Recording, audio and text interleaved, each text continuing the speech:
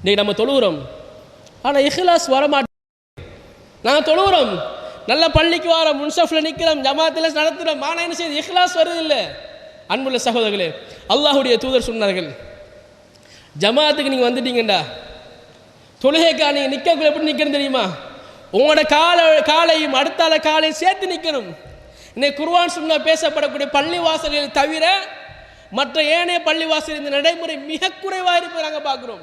காலை சேர்த்து வைக்க மாட்டாங்க. அல்லாஹுடைய தூதர் சொல்கிறார்கள், நீங்கள் தொழுகையில் சஃப்ல நிற்கக்குள்ள காலை சேர்த்து வைக்காட்டி ஷைத்தான் கருப்பு ஆட்டுக்குட்டி மாதிரி வந்து உங்களுக்குள்ளால நுழைஞ்சி நீங்கள் மறந்துட்டேலாம் ஞாபகப்படுத்துவான். நாங்கள் பள்ளி வாசலுக்கு வாரத்துக்கு முன்னுக்கு பைக்கிய காலில் வீடு ஃபுல்லாக தேடி பார்ப்போம், காலில் ஜமாத் நடக்கும்போது அவசரமாக நடந்து பள்ளிக்கு வருவோம்.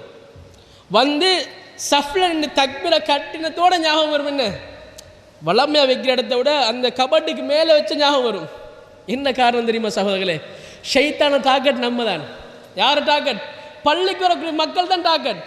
பள்ளிக்கு வெளியிக்கிறார்கள் அவனுக்கு கணக்கே இல்லை. எனவே ஷைத்தான் என்ன செய்வான்?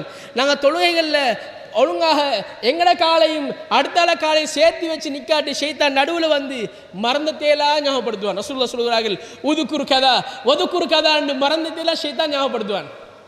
எனவே சிலாக்கு என்ன செய்வாங்க? ஈமான் குறைஞ்சாக்கள் அது ஞாபகத்துக்கு பின்னாலே போவாங்க, தக்பீரை கட்டுவாங்க, ஒட்டோவா சூரத்து ஃபாத்தி எல்லாம் ஓதுப்படும், எல்லா துவாக்களும் கேட்கும், ருக்குகளாமோ எல்லாம் ஓதுவாங்க. ஆனால் எப்படி தொழுக இஹ்லாஸ் அறிக்க மாட்டான். அவன் சிந்தனை வேற உலகத்தில் இருக்கும்.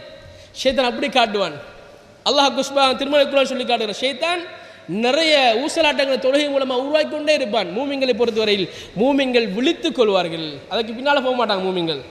ஆனால் இந்த ஷைத்தான ஊசலாட்டத்துக்கு பின்னால் மூமின் போக மாட்டாங்க. எனவே நாங்கள் தொழுகிற பொழுது அந்த மாதிரியான சஃப்பை நாங்கள் சீர்படுத்திக் கொள்ளணும். உண்டு. ரெண்டாவது விஷயம்,